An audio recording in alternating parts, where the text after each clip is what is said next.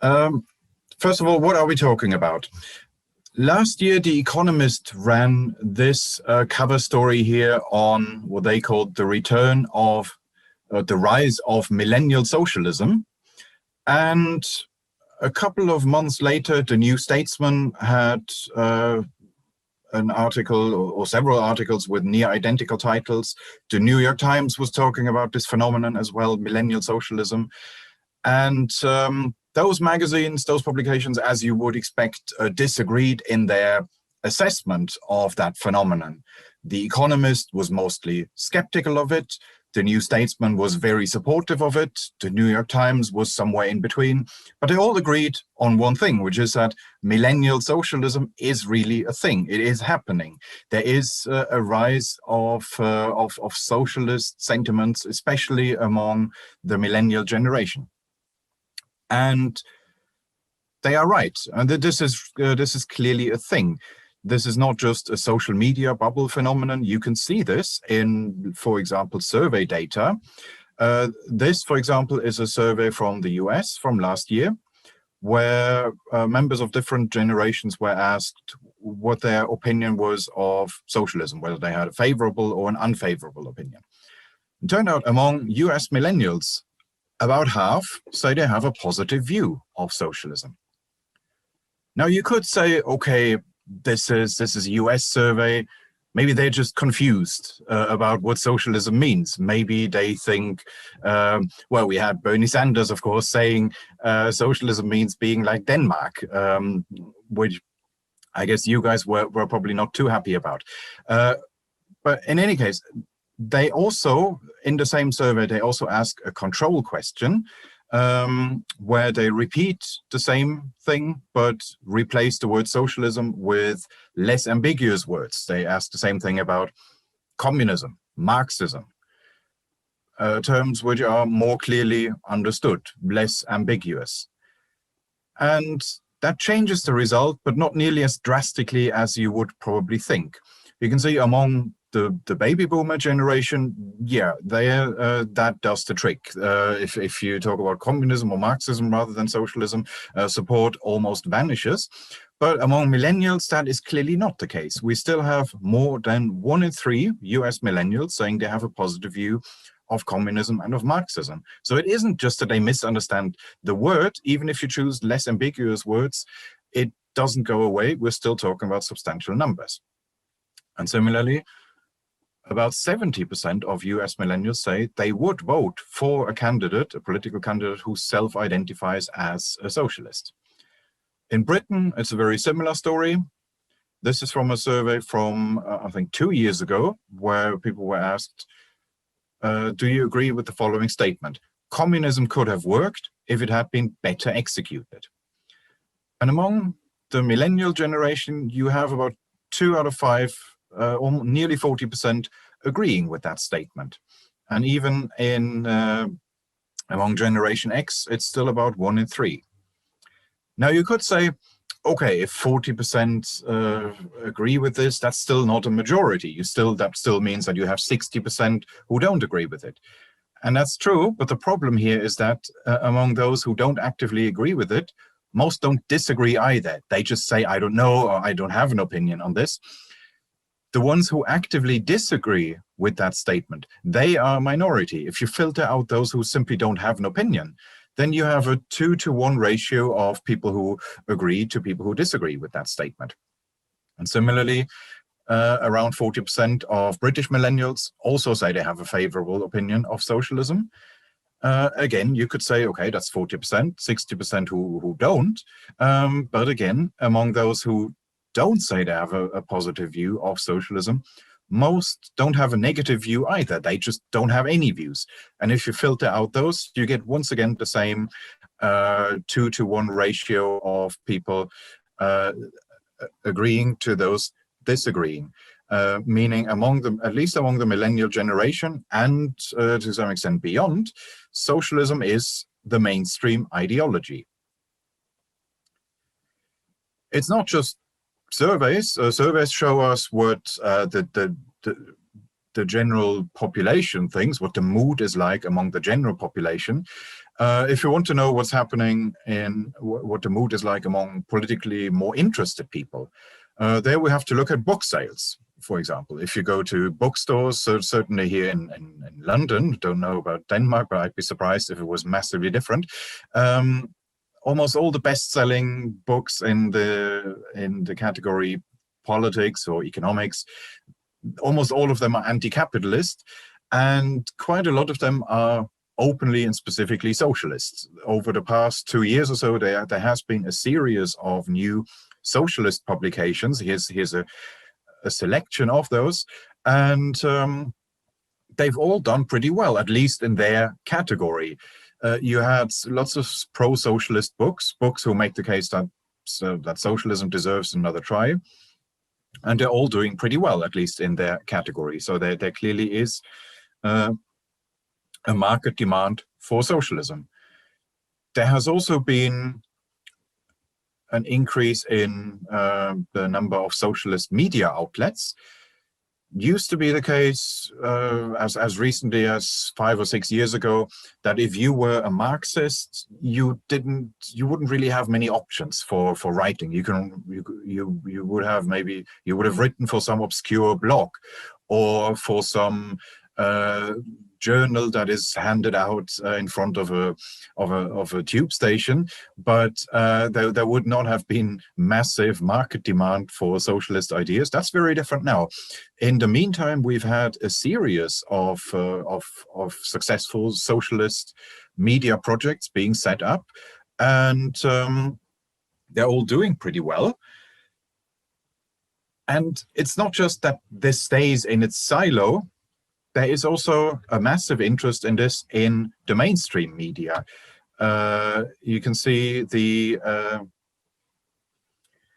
socialist ideas are once again being discussed on mainstream political programs, and some of these people, some of the more prominent representatives of this millennial socialist movement, have become media stars in their own right. They are on mainstream television, on mainstream political programs all the time now. So a socialist perspective is always represented, whereas 5 years ago that would have been considered a fringe view. It would have been considered strange to invite self-identified communists on a mainstream political program. Now that happens, at least in Britain, this is happening pretty much every day. You get these people on TV all the time, and even unless you are just totally apolitical and don't pay any attention to this, it's impossible not to know about these people. They have an extremely high media presence. Socialism is not just a bad idea in its own right. You could say it's the mother of all bad ideas, because socialists are also very quick in co-opting and absorbing other movements. We've had a series of social movements over the last few years, which most of them concern themselves with issues that don't, on the face of it, have anything to do with economics. For example, Black Lives Matter is an anti-racist movement. Then we have Extinction Rebellion, an environmentalist movement, and the same with Fridays for Future, the Greta Thunberg movement. And now, this isn't in an obvious way related to socialism or capitalism, but what usually happens is that within a few weeks, these movements acquire a quite explicitly socialist message and a socialist tone. They start to present themselves as anti-capitalist. They make a link saying that somehow the problems that they're talking about are really at the root caused by capitalism in some way, and therefore, I saw this here last year. I saw a lot of the Extinction Rebellion protests, because a lot of the big ones all happened close to where I work in Westminster, so I had to find my way through these thousands of Extinction Rebellion protesters, and it didn't take long before you could see the first hammer and sickle flags and various other socialist symbols. And the narrative that was being adopted was that climate change is really a crisis of capitalism. it's no good to try to address this within capitalism. We need to talk about system level changes. We need to talk about having a completely different economic system, and that completely different economic system that they have in mind is, of course, socialism. And in the same way, the Black Lives Matter movement, at least the British branch of it, says quite explicitly, our aim is to dismantle capitalism. They make up some weird justification for that, saying that somehow capitalism is the root cause of racism because the capitalist class needs to divide the working class and therefore splits them into hostile groups. And it's a very contrived explanation, but you can see that socialism is more like a meta movement that quickly absorbs everything else. Every protest movement within a matter of days or weeks gets absorbed into the socialist tent. Now, all of this raises the question, if socialism is such an obviously terrible idea, then why is it still so popular? And a big part of the explanation is that socialists have been very good at distancing themselves from all real-world examples of socialism. We've had, over the past 100 years, we've had more than 24 attempts to build socialist societies. From the Soviet Union to Venezuela has been tried many, many times, always ended in failure. Well, what socialists have managed to do, modern-day socialists, is to detach themselves from all real-world historical experience. And I'm guessing you all know this from personal experience. You know this from your own discussions with socialists, that as soon as you mention a real-world example, how do socialists respond to that? Well, of course, by rolling their eyes and saying, oh, come on, you're just being silly. Obviously, nobody's talking about the Soviet Union. Obviously, nobody is talking about Maoism. That's got nothing to do with us. Our idea of socialism is totally different from that. You just don't understand it. I'm pretty sure you've all heard this argument. And here's a couple of prominent people making the same case. Noam Chomsky, of course, he's been at this for decades. He says there hasn't been a shred of socialism in the Soviet Union. Owen Jones, a British journalist and author, says a socialist society doesn't exist yet, but one day it must. And then Aaron Bastani, who's the author of one of the books I showed, Fully Automated Luxury Communism, he says, while it is true that a number of political projects have labeled themselves communist, the aspiration was not accurate. So whichever way you put it, these are all different ways of saying the same thing, which is it wasn't really socialism. It hasn't really been tried. And there are a couple of problems with that statement. And perhaps the most glaring problem is that if you look at the history of this claim, of this not real socialism claim, then you will find that this is a claim which is usually only made in retrospect. It's made once a socialist project has failed catastrophically, once it's become totally discredited in the Western world, that socialists stop talking about it and declare it retroactively not really socialism. That's what I do in the book. I go through these historical examples, but and more importantly, I show what Western socialists have said about them at the time. Of course, it's easy for socialists today to say, oh no, the Soviet Union wasn't socialist. Oh no, Maoist China wasn't socialist. Vietnam was never socialist. Cuba was never socialist. All easy to say that now. But what matters isn't what people say after the event. What matters is what socialists used to say when it seemed to work, when it seemed to be going strong. And what I show in the book is that in those periods, almost nobody said this isn't really socialism. All socialist projects went through what I call the honeymoon periods, during which they had some initial success, were quite popular, and during those periods they were always widely praised by Western intellectuals. This started almost 100 years ago now, started in the late 1920s with the Soviet Union, the first socialist state in the world. Nowadays, of course, if you mention the Soviet Union in the presence of a socialist, that's considered a cheap shot. That's considered a straw man argument. But that wasn't always so. In the 1930s, it was an absolute mainstream cause among Western intellectuals to be pro-Soviet Union. There were literally thousands of Western intellectuals who traveled to the Soviet Union, often on guided tours, and then came back, and they were totally starry-eyed. They were convinced that they had seen the future. They were convinced that they had seen the construction of the future socialist paradise. So there was a lot of enthusiasm in the 30s for the Soviet Union. What I do in the book is I go through contemporary quotes from mainstream intellectuals, not fringe figures, not some obscure crackpots, but I specifically concentrate on well-established and in many cases quite prominent intellectuals.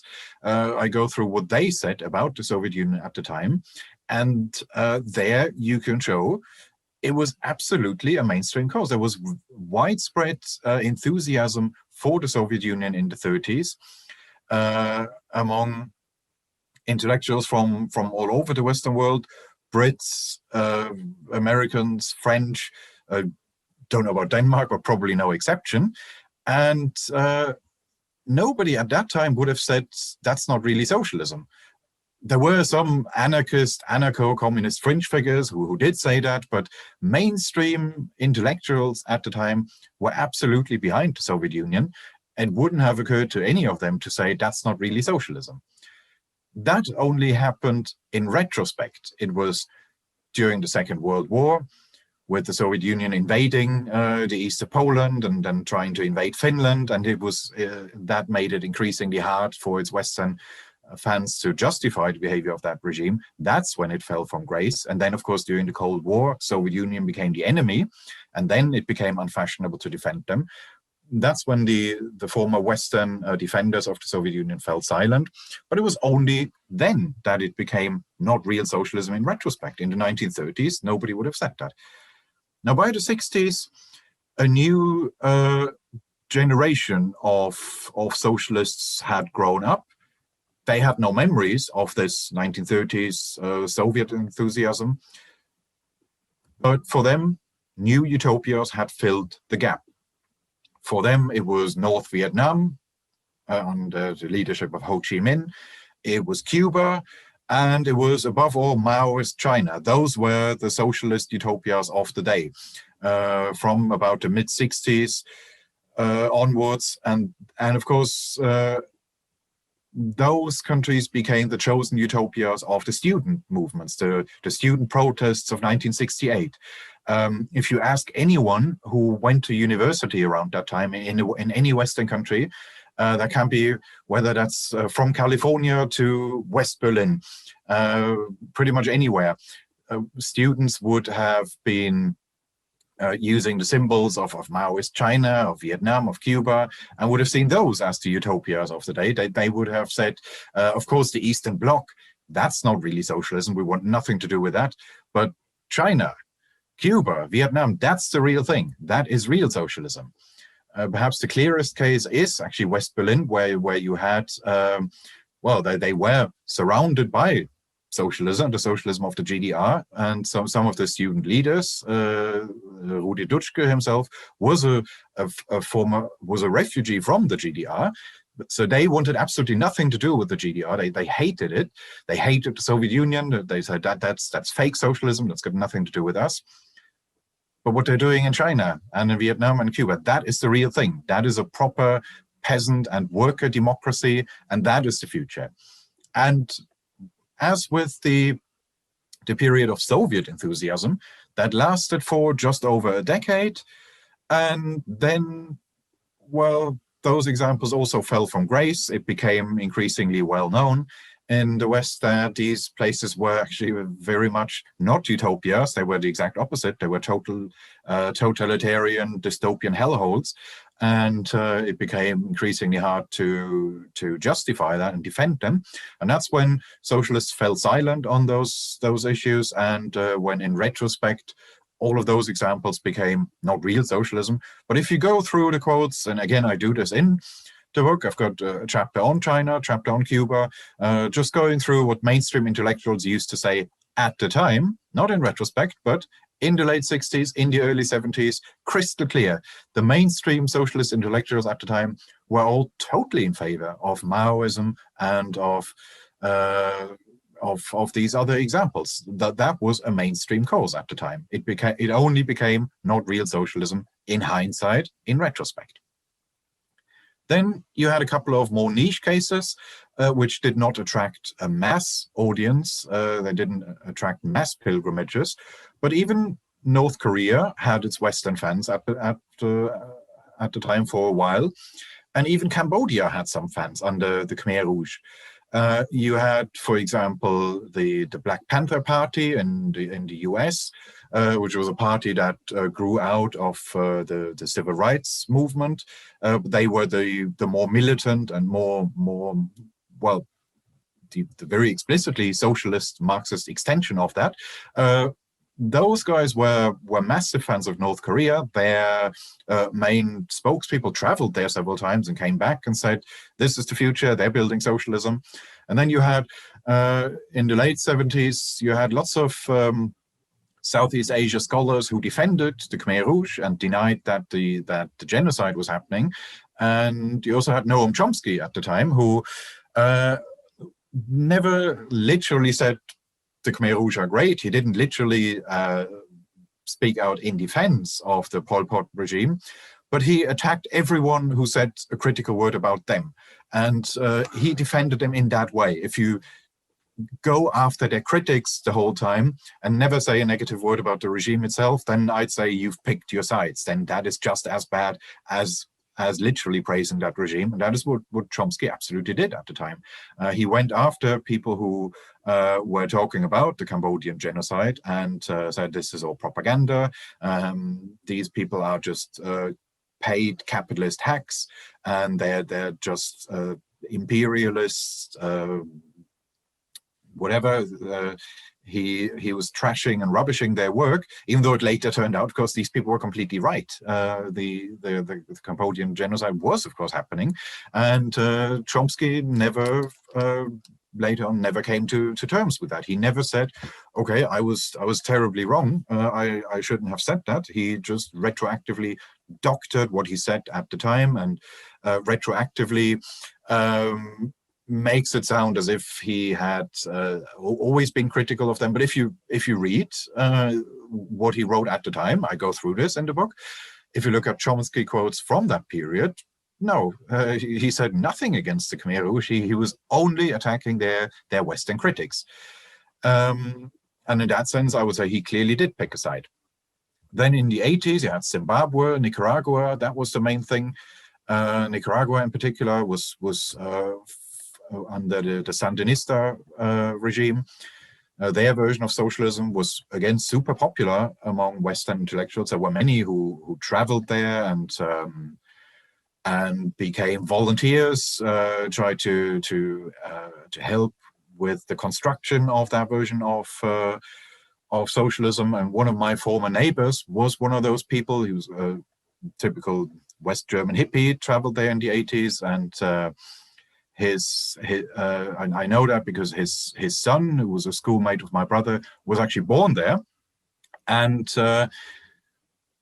yeah, well, we now know at that time it was prematurely abandoned, and you could still sort of blame it on US interference. But now the same people are back in government again, and we see what was happening now. And there's a reason why socialists today would prefer not to talk about Nicaragua. But that was the big thing in the 80s. Then you had a period, 90s and early 2000s, when there was no obvious socialist model. The first time in a long time that Western intellectuals did not have any specific place that they could praise. That all changed when, in 2005, when Venezuela filled the gap. That became the new utopia. Before then, there was almost zero Western interest in Venezuela. When I wrote the chapter on Venezuela, I went through some of the media archives, and before the 2000s, you can basically you can barely find anything. And that didn't change very much immediately after Chavez became president in 1999. You had then a couple of articles in The Guardian, the major left-wing paper in Britain, where they talk about him, but they're not yet enthusiastic about him. They're not quite sure what to make of him. They describe him, if anything, they're a bit skeptical initially, describe him almost as a Trump-like figure.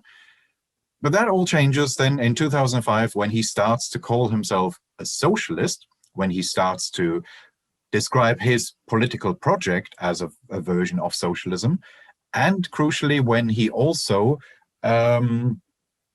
starts to describe it in a particular way. He calls it the socialism of the 21st century, and that then very quickly becomes a popular catchphrase.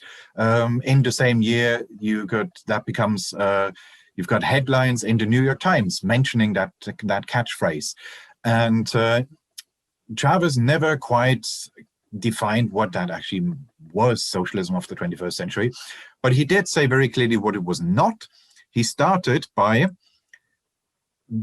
defining it in opposition to the Soviet Union. He started by saying, we're going to build a new type of socialism, we're going to reinvent socialism, and it will be nothing like the Soviet Union. It will have nothing to do with those earlier failed attempts. He literally calls it a perversion. He calls the Soviet Union a perversion of socialism, and in that way creates the impression that he wants to reinvent socialism from scratch, and that he has learned all the errors of the bad old ways, that has nothing to do with him. And that's not just propaganda, that's probably really what he thought at the time. And then it starts. Then Venezuela mania in the West starts.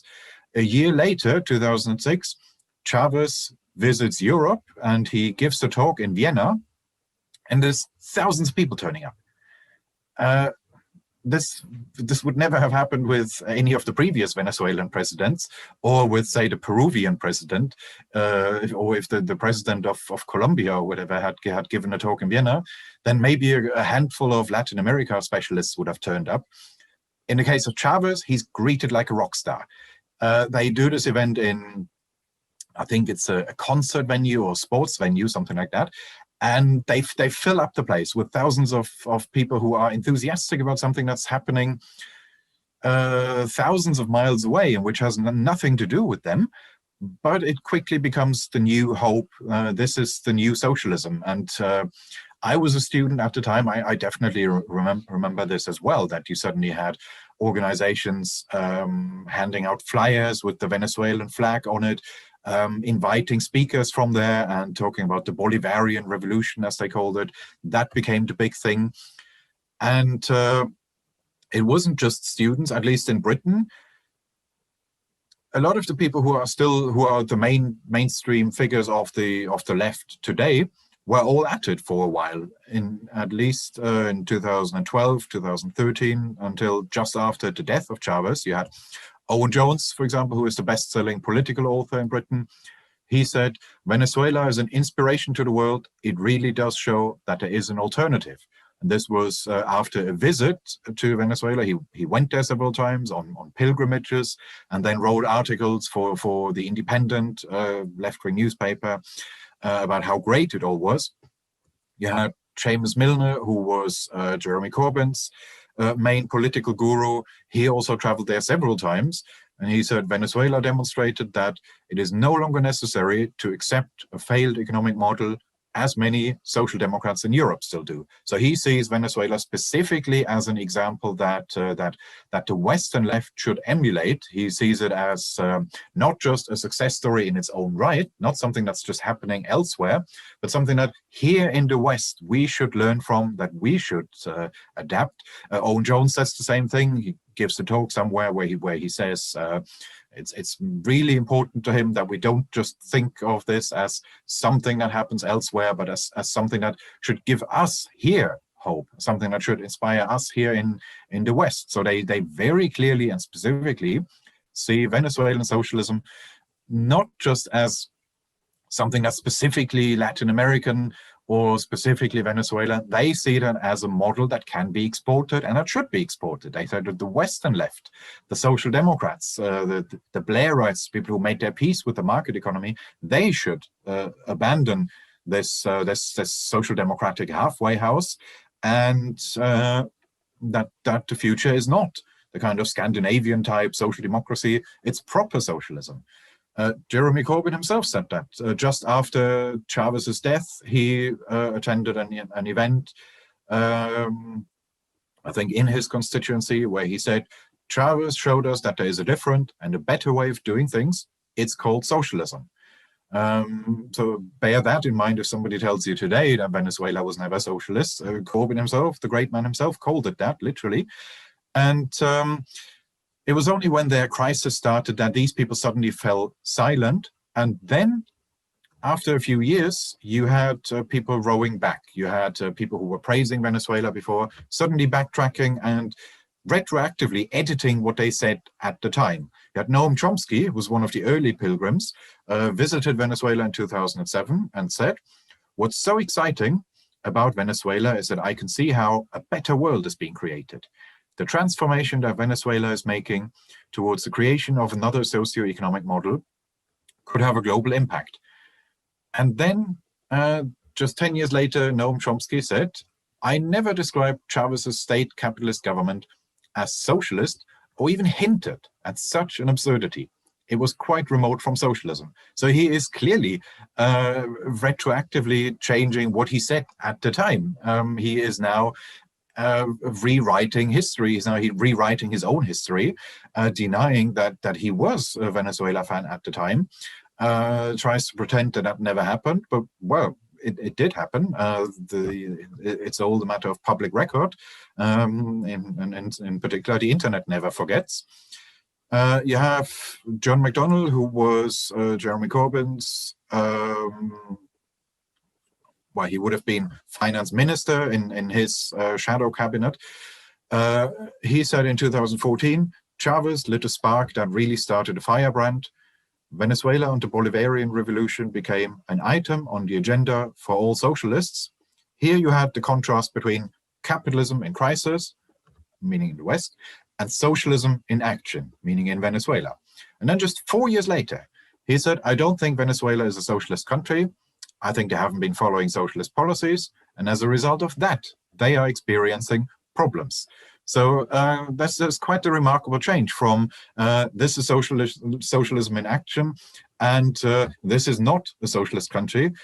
He's doing the same thing as Chomsky, but with even less of a time lag, just 4 years, and quite shamelessly retroactively editing his own past words, pretending that he was never pro-Chavez, pro-Venezuela, but they all were, and it wasn't just those figures. It was all the big trade union leaders, the main figures from the big trade unions, from the Trade Union Congress, from Unite the Union, and whatever they're all called.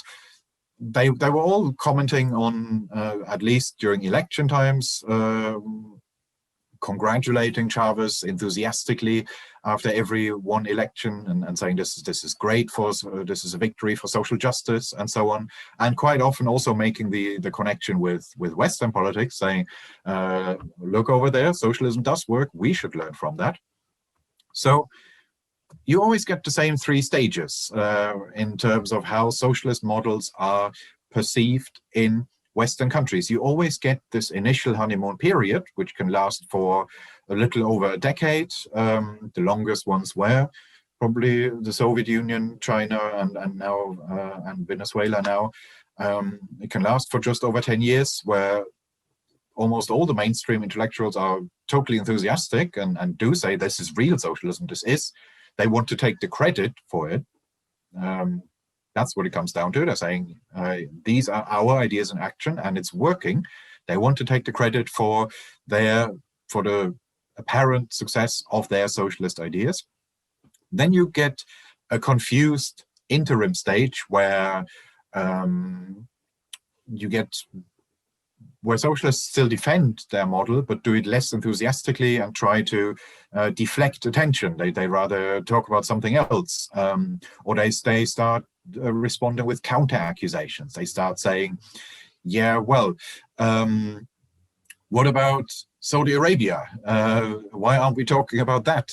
As if anyone in the West was defending Saudi Arabia, as if anyone on the pro-market side had ever said we should be like Saudi Arabia. You get these weird attempts to deflect attention, or to start with counter accusations. And but whichever way they do it, after a couple of years, there always comes a stage when the socialist model of the day is just so widely discredited that it becomes impossible for socialists to defend it. At least the ones with greater media savvy, the ones with greater levels of self-awareness, they realize this is a lost cause. I can't win any audience by talking about this. And that's when they start saying it was never socialist. That's when this not real socialism period, when this starts, and that's also the final stage. It then stays that way. And then you have a new generation of socialists growing up. They don't remember the honeymoon period of the previous utopia. So for them, that's just always been not real socialism. And they just find the next model somewhere else. And this has been going on now for a century, as I said. And I'm going through, I think, 7 or 8 different examples of that in the book. I could have found more. You could quite easily write a part 2 of this, where you go through the remaining ones. This happens every time again. Whenever there's a socialist revolution somewhere, never takes long before the first Western intellectuals arrive, ready to project all their hopes and fantasies into it.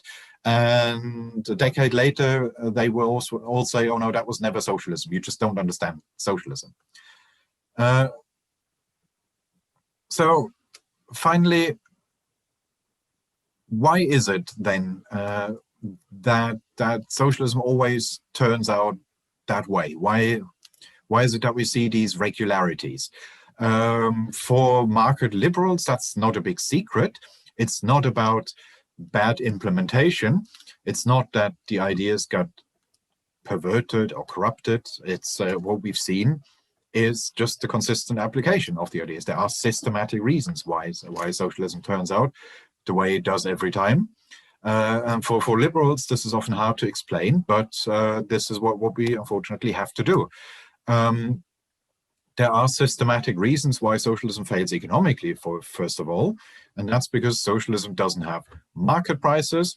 You can't coordinate an economy without market prices. You just lack all the information that market prices contain, and that market prices communicate and spread around the world and or across the economy. And you also lack the what Hayek called the discovery process of competition, which is simply the idea that we don't know how to organize a successful industry, or let alone a successful economy. We don't know that from the outset. We can only get there by trying lots of different things, having a constant trial and error process, and work out over time what works and what doesn't. And that's what market economies do automatically. That's a permanent feature of a market economy. In socialism, you don't have that, and you can't really replace it. You can't really replicate it. There have been attempts to do that. So there was the concept of socialist competition, but that never got very far. So that's something that only market economies have. And when you deprive yourself of that, you're just not going to have a prosperous economy. And finally, there's the old exit versus voice argument, that the idea was always that if you have democratic socialism, if things go wrong, you can participate democratically, you can articulate what's wrong with it, and you can try to change things from within. In a capitalist economy, it doesn't work that way. If you are not happy with, let's say, a restaurant or a supermarket or anything that you buy, you just go elsewhere. You can just leave it and try something else. You don't have to start some democratic process. You don't have to try to somehow change the way this restaurant is run or the supermarket is run. You don't have to know why you're not happy with the product that you're getting. You don't have to know what's going wrong specifically. You just observe the final outcome, and you just decide, no, this is not for me. You go elsewhere. You don't have to have a lot of knowledge about the details. In a market economy, you can act knowing very little. You only need to be able to observe the final product and evaluate whether you're happy with it and whether you're prepared to pay for it. That's all it takes. And you don't need to convince half of the population before you can change something. You don't need to vote for a different party or hope that you get a government that is more in line with your preferences, and which then changes the state restaurant service or the state supermarket service. No, you just go elsewhere. You don't need to convince 50% plus one of the population first. You just deviate from what the majority does. It doesn't matter to you what the majority does. You can go your own way in a market economy. These are all features that you can't repeat under socialism. Then there is the, wait, why is this not working?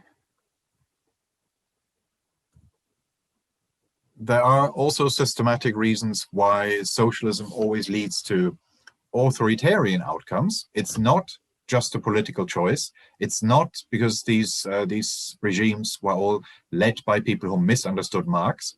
There are systematic reasons. You have, there is just a conflict between central planning and local autonomy. If you have a central plan, then your economy has to be geared towards fulfilling that plan. You can't allow local actors to deviate and do their own thing. You have to force economic actors to comply with that plan. And that's why it was perfectly logical that socialist economies introduced things like local residence permits, internal passports, and that they always did that when they were rolling out their first 5-year plans. In the Soviet Union, for example, initially, you could still move freely within the country. You could have moved from Moscow to Leningrad in the 20s. That stopped when Stalin implemented the first 5-year plan. And that's perfectly logical. That's not just because Stalin was a tyrant. That's even if there had been a nicer person in charge, how would you have done this differently? Once you have an economic plan in place, the planners say we need 10,000 steel workers in Leningrad, we need 12,000 metal workers in Stalingrad, and those people can't then say, yeah, but I don't want to live there, or I don't want to work there, I want to move elsewhere. You can't do that. Once you have the plan, you have to stick to it. And that's why socialism is just not compatible with individual liberty. It's not that that these people just misunderstand Marxism, that if you had nicer people in charge, it would have worked out differently. No, systematic reasons. You can have the nicest people in the world in charge, and they would have to act like tyrants, because that's just the logic of the system. And even in the nicer versions, or the less bad versions of socialism, it still remains the case that this arrangement that we have in Western countries, where you can say, I am leading my own life, you may not approve of the choices that I make, but it's my business, stay out of it, leave me alone. You can't do that in a socialist economy, because everything is everyone's business. Everything is a shared endeavor. We can see this even with the socialized sectors that we have today in market economies.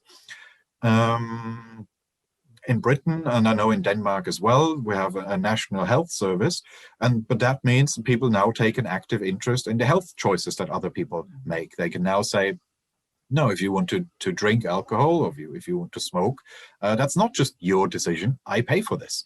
And therefore, people start to police each other's lifestyles and all sorts of